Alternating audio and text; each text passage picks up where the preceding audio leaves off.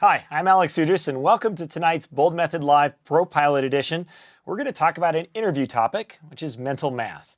I don't think it's anybody's favorite thing to do, but it is usually a favorite topic to talk about, especially because today's airplanes are getting so automated that we really don't have to do much math at all. The flight computers, the GPS does so much of it for us, but it's still a question on interviews, and if your FMS is out or if you have to make a decision quickly, there's still times where you're going to be using this in your head. So tonight, Corey and Swan are both out flying. Colin Cutler is managing both the technical director job and handling chat.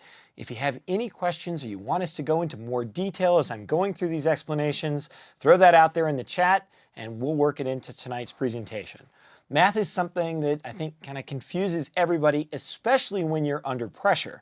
So don't hesitate to ask us to go into more detail, or if I lose you anywhere along the way, don't hesitate to let us know. Okay, so we're going to break this down into three major sections, and this will cover pretty much all the mental math that you'd end up with on an interview. The first one is basic descent planning. We're not talking about planning angles, we're just saying if you need to make it to a specific fix at a specific altitude, how do you figure out your rate of descent? And that's pretty typical when ATC might say something like United 225, cross frogs at maintain 1,000. Okay. What's my descent rate that I need to get there? So that'll be our first section. And then we're going to go into the 60-to-1 rule. And this is a rule that's used all throughout aviation, but it can kind of confuse people. People don't always understand how to use it. So we'll start by talking about what the rule is, and then we'll look at it and how to calculate the length of a DME arc, and then we'll take it down to figuring out how to use the 60-to-1 rule to figure out a rate of descent given a descent gradient.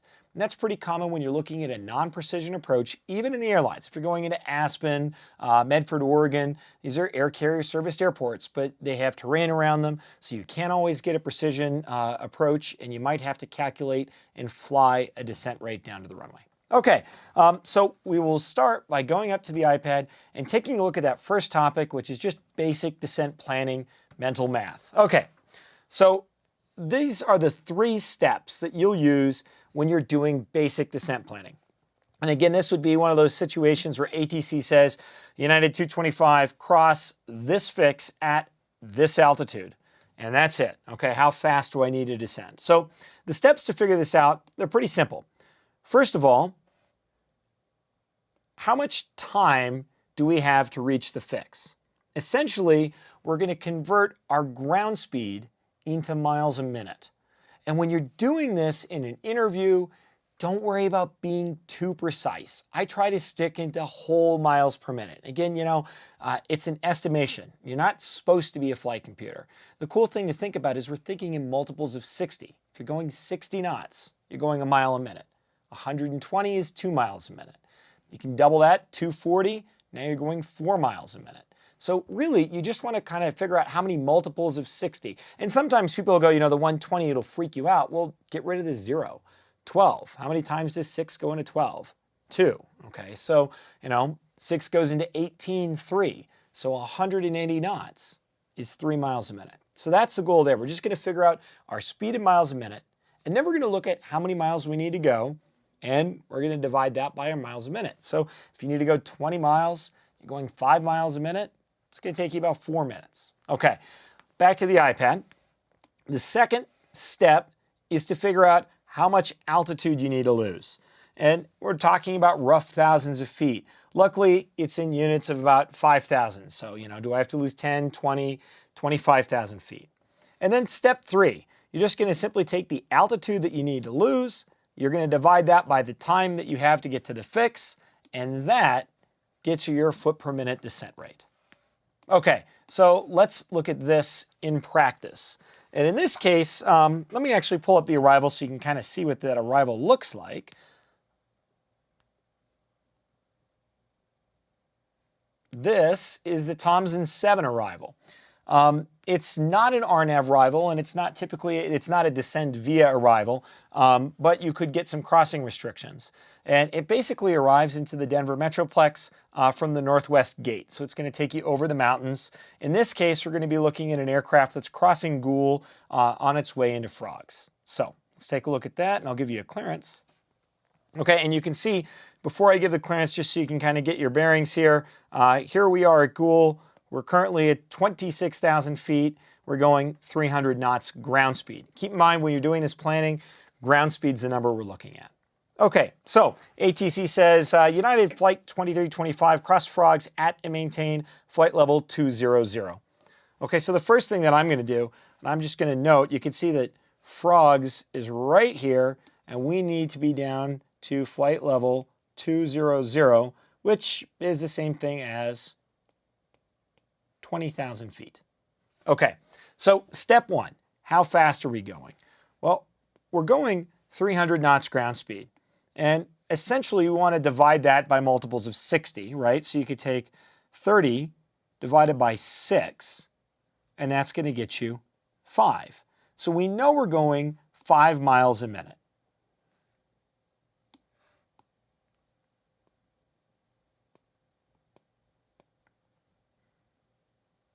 Okay, the next question is, how long is it going to take us to get to frogs? And if you look at where we are, the leg length here is 30.5 miles. So essentially now we can just divide 30 by 5. That's going to take us 6 minutes.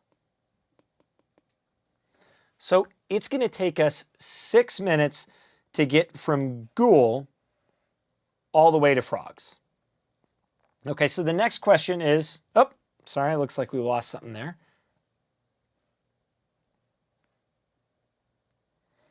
So we know it's going to take us 6 minutes to get from Gould to frogs. I still lost you, Alex. Oh, did you lose me on iPad? Or on the, give me a second. Let's just reconnect our mirroring. Okay, looks like you got it. So we figured out that we're going 5 miles per minute. Okay, that means that it's going to take us, if you take 30 divided by 5, it's going to take us 6 minutes to get to frogs. We want to be to frogs at 20,000 feet. So right now we're at 26,000 feet. That means that we need to lose 6,000 feet. And this is pretty easy math. 6,000 feet in 6 minutes basically means divide 6,000 by 6, and we need to descend at 1,000 feet per minute. So again, we're going to start with 300 knots is 5 miles a minute. The distance, 30 divided by 5, will take us 6 minutes. We need to go from 26,000 feet down to 20,000 feet. So that's a total of 6,000 feet to lose. You divide that by 6 minutes, and then that gives you your answer of 1,000 feet per minute. Okay, let's take a look at another one. Okay, this is the Sadie 8 arrival into LAX. Right now, we're right over Palmdale, and we're headed into a fix that no one really can pronounce. Iumib. This is when you wait for ATC to say it first, or you spell it back. But Iumib, that's what we'll call it today. And here's the fix that you, or here's the clearance that you get. Envoy 2225 cross UMIB at and maintain 10,000. So the first thing I'm going to do is I'm going to note my altitude that I need to be down to. 10 or 10,000 feet. Now I'm going to start working out how fast I'm going. Okay, we do know that we're going 240 knots ground speed. So 240 knots ends up being, if you look at that, that's, you could take 60 as a mile a minute, multiply that by 2, 120 is 2 miles a minute. Multiply that by 2, 240 is 4 miles a minute. So we're going a straight 4 miles per minute. And how far do we need to go? Well, in this case, we're going 40 miles. So this is fairly easy math. 40 divided by 4 is 10. It's a 10-minute leg from Palmdale to UMIB. Okay, so now how much do we need to lose? Well, we're currently at 25,000 feet. we need to be down to 10,000 feet. So we need to lose 15,000 feet. So we know we've got 10 minutes. 15,000 feet divided by 10 minutes is 1,500 feet per minute. Okay, I'm going to walk through that just one more time just so you can kind of see the flow. We were told to cross UMIB at 10,000. Our speed is 240 knots. So at 240 knots, that's 4 miles a minute. You know that we're going 40 miles. So if we take 40 miles and divide that by 4 miles a minute, that gives us 10 minutes.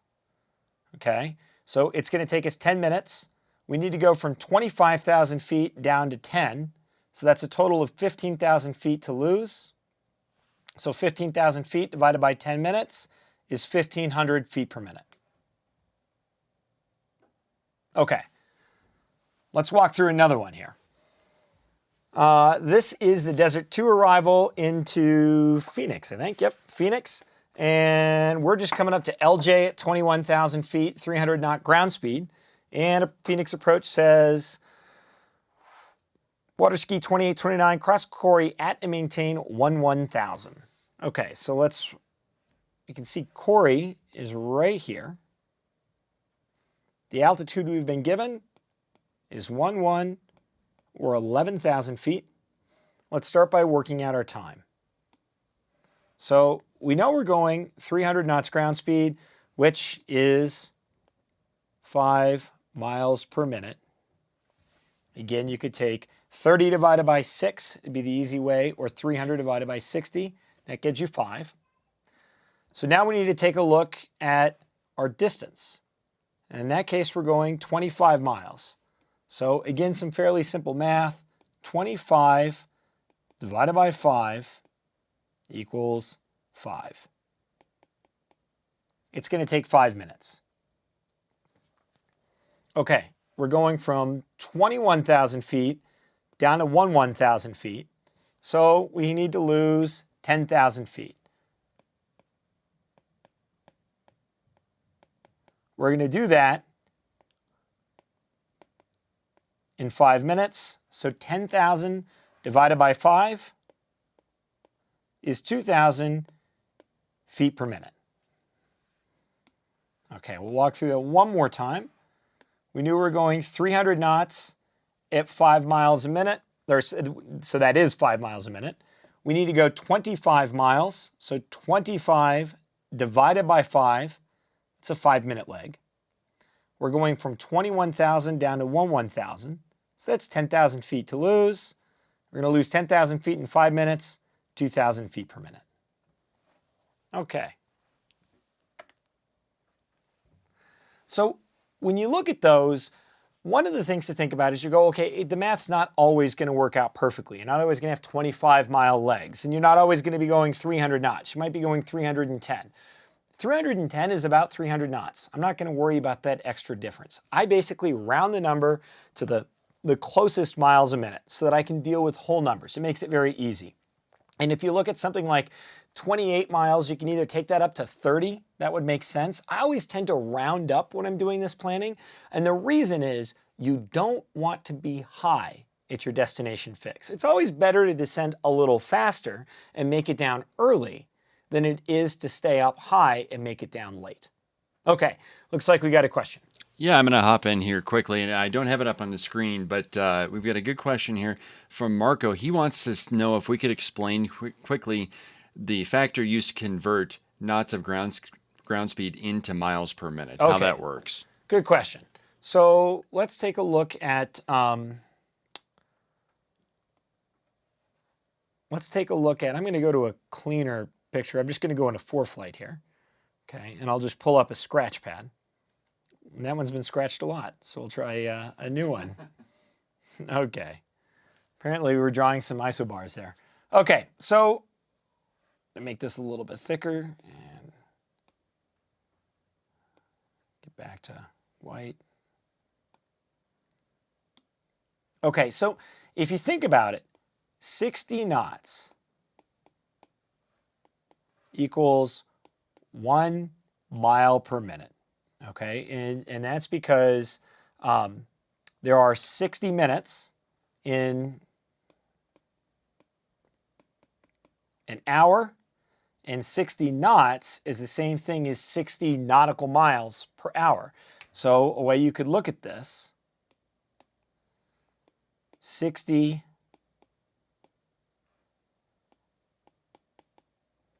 nautical miles per hour divided by the number of minutes, because we want to find miles per minute. There's 60 minutes in an hour. That means 60 is 1 mile per minute. That's how we get down to the 1 mile a minute. When it comes down to planning ground speed and how fast you're flying, one of the things that you definitely want to feel comfortable with is that 60 knots is 1 mile a minute. If you feel comfortable with that, you'll be able to start to predict your ground speed pretty well. And I've even done this when I'm bored, which occasionally happens. Sitting in the Cirrus, we might be going something like 180 knot ground speed over somewhere like North Dakota, where they're perfect 1 mile sections. And you'll look at your speed and you go, yeah, it's about 3 miles a minute. And I'll look at my watch and I'll start counting, and 1, 2, 3 sections will sail by. So the key thing is you start with 60 miles a minute, or 60 knots is 1 mile a minute. That's what I meant to say. 60 knots, 60 nautical miles per hour is 1 mile per minute. And then let's go back to the iPad.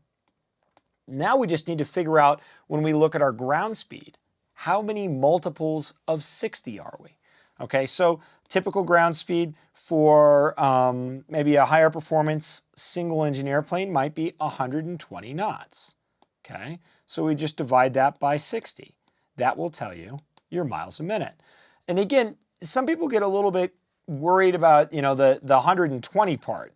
So I always say drop the big part of the number and just stick with the little stuff.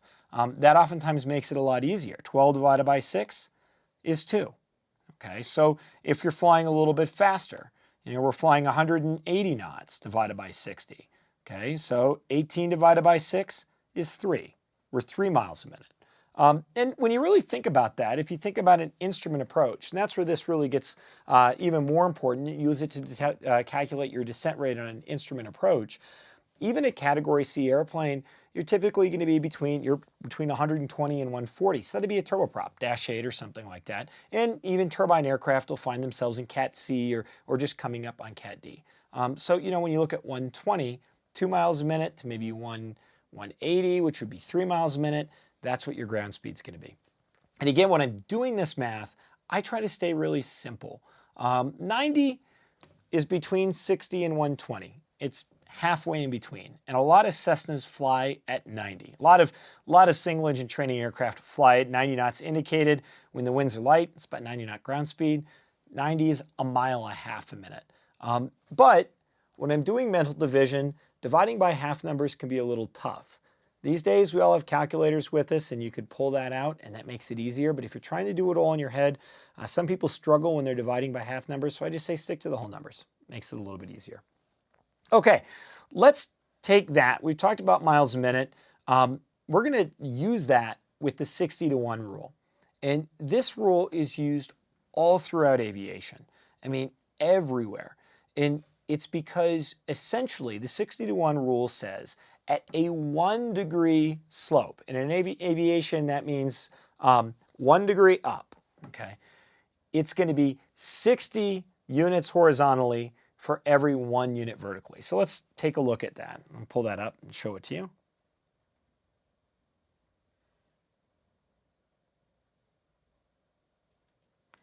It essentially means, and you can kind of see, actually here, I'm going to go back one.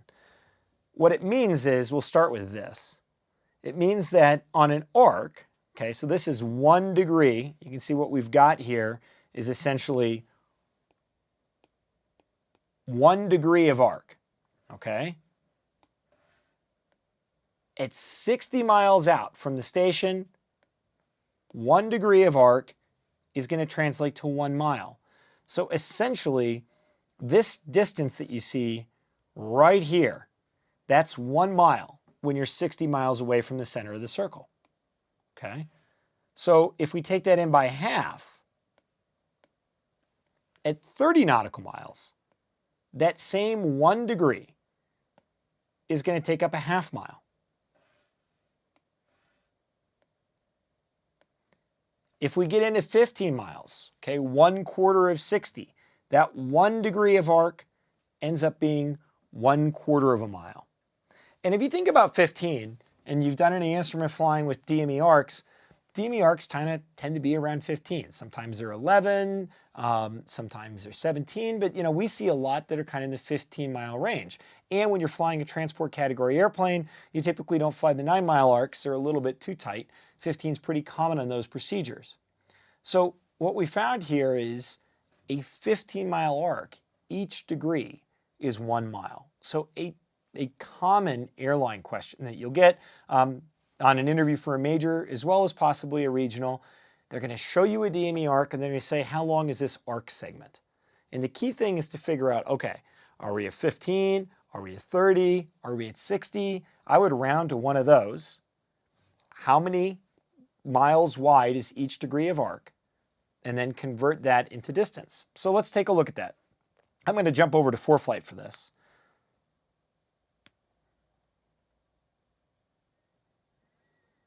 And we're going to start in Baltimore, Maryland. This is definitely not an approach you'll fly in a transport category airplane, but I like showing this because it is a very unusual approach. It's a DME arc all the way to the missed approach point. You can see we start here at Slough and we continue all the way in to our missed approach point at D14.7. The arc is a 14.7 DME arc. So essentially, you can call that a 15 nautical mile arc. And we know at 15 nautical miles, every degree of arc takes 1/4 of a mile. Okay, so every degree that we fly around this arc will take us 1/4 of a mile. So now the question is, how big is this arc?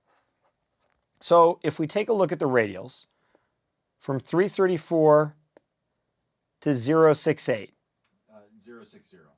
Oh, 330, thank you. 334, there we go, to 060. We've got 86, that kind of came out sloppy, let me do that again. 86 degrees of arc. Okay, so now what we want to do, we know that at 15 miles, every degree equals 0.25 miles. So what's 1/4 of 86? Okay, that might be a little bit hard to work out in your head, but good question is, what's 1/4 of 80? Well, 1/4 of 80 would be 20, okay? And 1/4 of 6, maybe about 1.5 miles, right? So 21.5. That arc is 21.5 miles long. Okay, let's take a look at another one. Take a look at Durango. And on Durango, let's start with this. This is one that airlines fly quite a bit. So we'll start with the intercept here at Corky. Okay, so Corky's on the 096. And if we take that all the way around to the localizer, which is on the 207, you can see the LOC and the VOR are very closely located there. It's on the 207. We're talking about 111 degrees of arc.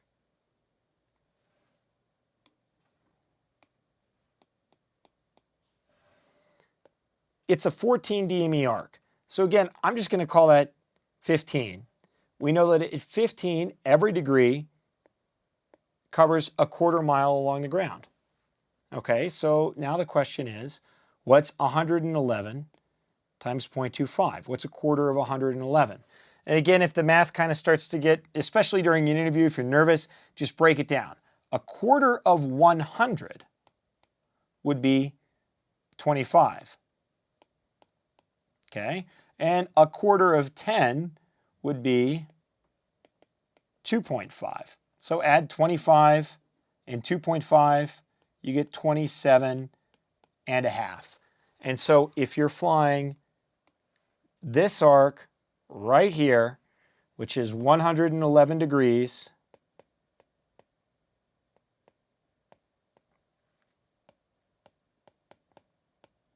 oh, sorry, 27.5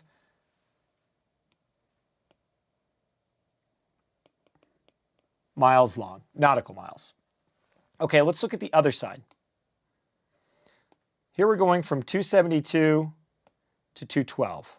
So that ends up being 65 degrees of arc. Again, still just about 15 degrees. So what's 1/4 of 65? Well, you could take 1/4 of 60 to start. Half of 60 is 30. Half of 30 is 15. Okay, so you take 15 and then 1/4 of 5. Well, half of 5 is 2.5, so maybe 1/4 would be 1.5. That gets you to 16.5. That arc should be about 16.5 miles long. Okay. That's not the most common question. I would say that it's kind of an uncommon use of the 60-to-1 rule, but you'll see it at some of the major airline interviews because typically we use it to predict our descent gradients. And I wanted to start with that because 60-to-1 is 1 degree of arc, and it's easiest to see arcs, I think, when you look at a DME arc. Something, it looks like an arc. But you can also take that 1 degree and translate it into a triangle. So when we think about that, that's going to work for a descent gradient. And when we look at a non-precision approach, where we need to make it from a final approach fix, possibly above step-down fixes, down to the runway without vertical guidance, you're going to need to plan your descent rate. And when you start talking about some of the more challenging airports, places like Aspen or Medford, if you're coming in the back course, there is no vertical guidance and the descent rate is far greater than your standard 3-degree descent rate. So you don't want to guess at it. You want to compute your descent rate before you fly the procedure, because if you don't, especially on Aspen or somewhere like Medford, chances are you're not going to make it down to MDA by the time you hit the missed approach point. So let's take a look. We'll jump in by taking a look at the basic planning. So essentially the 60-to-1 rule says 1 degree angle of descent for every mile you fly, you'll descend 100 feet.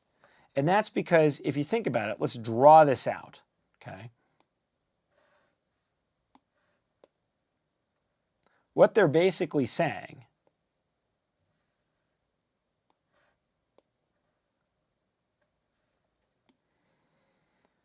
is if you go up 1 degree, so it's 1 degree angle,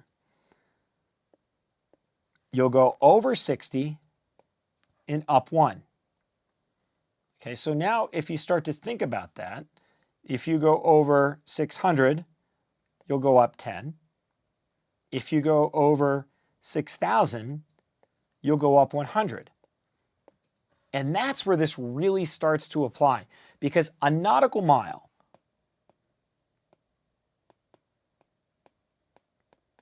is 6,076 feet, which is essentially 6,000. So what we can say now, and let me clean this up.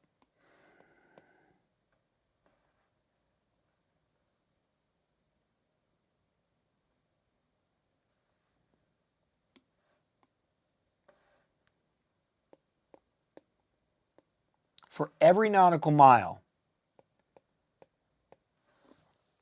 that equates to 100 vertical feet at 1 degree.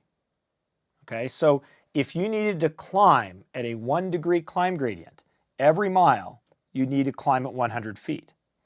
If you needed to climb at a 3 degree climb gradient, every mile you just multiply that 100 by 3. You need to climb 300 feet. Okay, so when we look at a procedure, that's where this really comes into play. So let's take a look at Aspen. That's a good place to start. Actually, you know what? I'm going to start with Medford. Okay, so this is the Loke back course B into Medford Rogue Valley, just in the southern edge, the southwest corner of Oregon, right on the California border. And you can see the mountains are pretty high. You drop in fairly steeply into the airport. And if we go down to the profile section, they publish the descent gradient that we need. It's 5.98 degrees to get from Hawksor. So I'll highlight that as we're looking at this. 5.98 degrees to get from Hawksor, which is the final approach fix, down to JIP2. Okay, so one advantage to Jeppesen is that they translate that for you. You don't have to do anything in your head. You can just look at the chart and if you want, interpolate between the numbers, though I always just take the highest speed and fly that. But you might get this on an interview. So here's a question. I'll go ahead and clear this out. At a 5.98 descent gradient, if you're going 120 knots, what rate of descent do you need? Okay, so essentially what we need to do here is translate this. First of all, 120 knots equals 2 miles per minute. Okay, that'll help. Remember that that 60-to-1 rule says that for every degree, we need to lose 100 feet per nautical mile. So we need to descend 6 degrees. So essentially, we need to descend at 600 feet per nautical mile, not feet per minute. So now we need to calculate how fast our descent rate would be. And if we have 120 knot ground speed, which is 2 miles a minute, you take that and multiply it by our ground speed in miles a minute. Now we need to go down at 1,200 feet per minute. So I'll walk through that one more time so you can follow it. The first step, number one, is to find your descent gradient in feet per nautical mile, which is basically the angle times 100. Step number two is find your speed in miles per minute. 3, take MPM and multiply that by your feet per nautical mile. So let's walk through this again. 5.98, that's 6 degrees essentially, 600 feet per nautical mile. If we're going 120 knots, that's 2 miles per minute. So 600 times 2, 1,200 feet per minute. And we could take that, you could take 6, let's say you're going a little faster, you're going 180, which would be on the top end of approach speeds there. Now you know you can take 600 times 180 is 3 miles a minute. That's 1,800 feet a minute.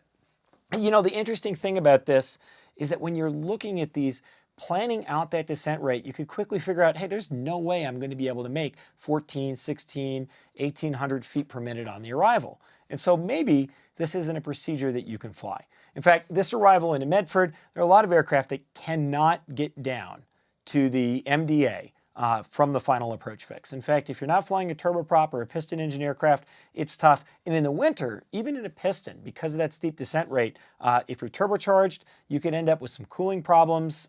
So turboprops like a Dash 8, which you'll see Horizon operating in there, they do a little better with this kind of procedure. But jets, they're not going to be able to handle it. Okay, looks like we got a question. Okay, we get a question from Rex here, and he wants to know if we have any tips for descending on a 3-degree glide path, like an ILS approach. Okay. So the mental math on the 3-degree ILS, there's 2 ways you can do it. So let's go ahead and pull one up. Let's see.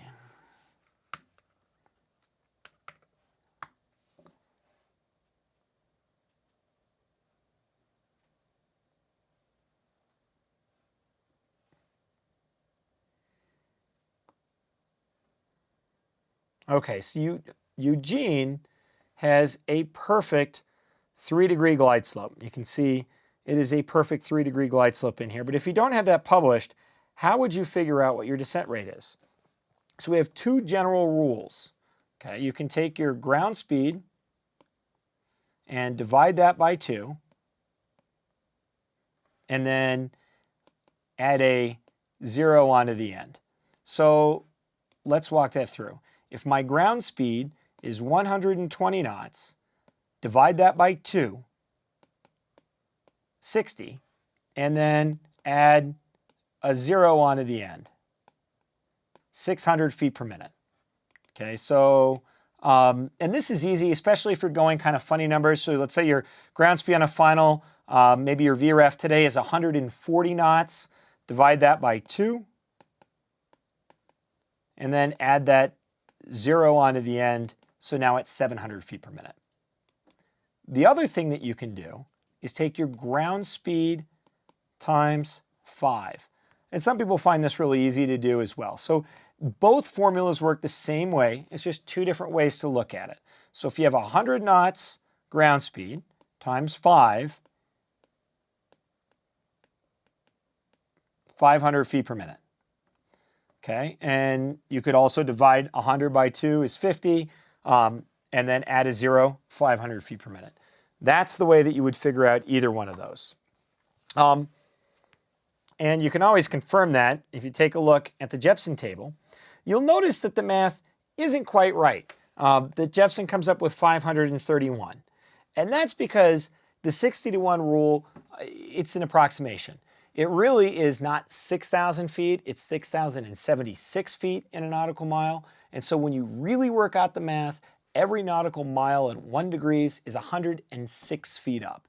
And so it's kind of a guess. So if you're sitting there going, hey, okay, I did the 100, I multiplied it times 5, so that'd be 500. I look at the jet plate and it says 530.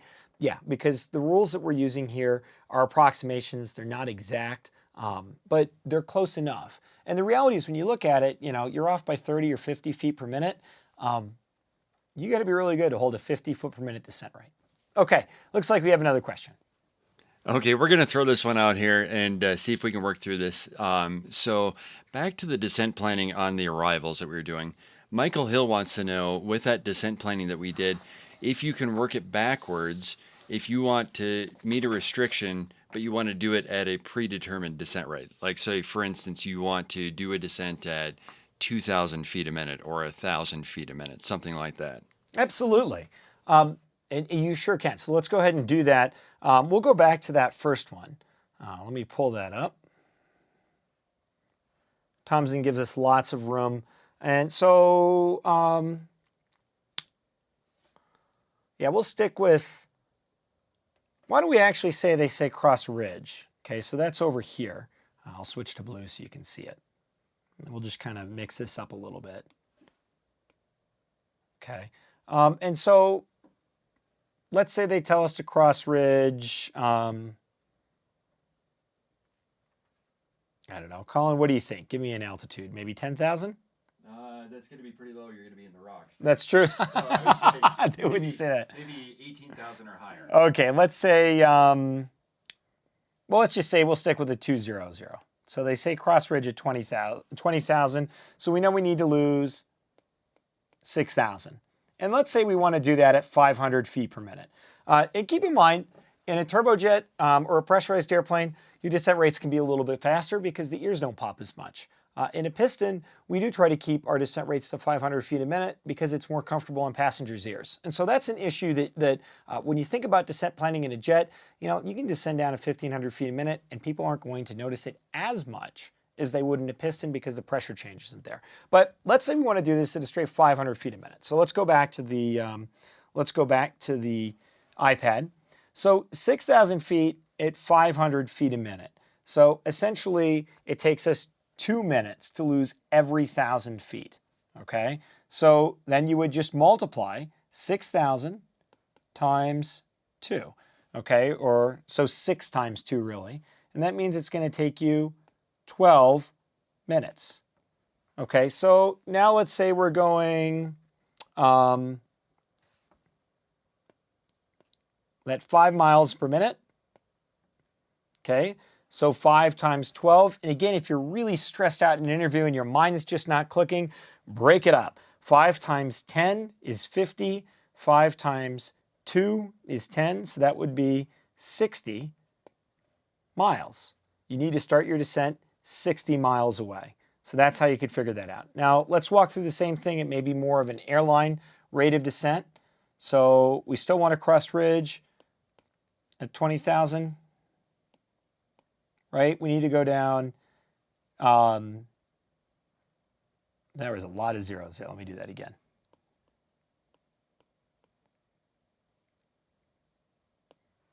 And we're at 26, so we need to lose 6,000 feet. Let's say we're going to do that at 1,000 feet per minute. And 1,000 times 6, it's going to take us 6 minutes. Okay, 6 times 5, we're doing 5 miles a minute. So now it's going to take us 30 nautical miles. And we'll start our descent 30 nautical miles away. And if you look at that, ridge is 11 miles, and Gould is 30 and a half. So essentially, when we are 20 miles away from frogs, that's when we'll start our descent down. And we could even take that down. I'll give you one more example. Let's say we want to do 2,000 feet a minute. So we need to lose 6,000 feet at 2,000 feet per minute. It's going to take us 3 minutes. So 3 minutes at 5 miles per minute, 15 miles. So essentially you'd start maybe 3 miles from frogs. Okay, so when you're going through these, and this is something I hope you guys watch this through a couple times, all of this can be worked forwards and backwards. It just takes a little bit of practice. And what I would say is, again, when you're trying to do this, pick a ground speed. When they give you a ground speed, round it up to the next miles a minute. Okay, so if they say you're going 170, well, you're really going 180, which is 3 miles a minute. If they say you're going 110, well, then 120, that's 2 miles a minute. And then when you're looking at your distances, round those up as well. You know, if it says 43, well, that could be 45 miles. If you're going 5 miles a minute, 45 miles, that's easier math than trying to figure out 42 or 43. And again, all of this is approximation. It's not meant to be exact, and nothing really is. It takes time to then establish your descent, and I always tend to hedge on a faster descent speed so that I can make it down to the fix, especially if it's a crossing restriction. But the biggest thing is just keep practicing it. Don't walk into an interview cold, and go through each of these scenarios, because any of these are valid interview questions. How many minutes to your destination? What descent rate do you need? When should you start your descent based off a descent rate? At a certain descent angle and a ground speed, how fast you need to descend to make it down to the runway? And I think it's Delta that uses okay, here's a DME arc. How many miles long is the arc? And then they might throw in a ground speed. Okay, it's 20 miles and you're going 4 miles a minute. How long is it going to take you? Okay, hope you learned something tonight. We got a couple of housekeeping things for next show. We're moving everything by 1 day. So as opposed to 2 weeks from now on a Wednesday, we'll be 2 weeks from now on a Thursday. And that's because we're going to be doing some work with the Air Force. We got to shift everything back. Number 2, let's see, Colin gave me some notes, I think, on it.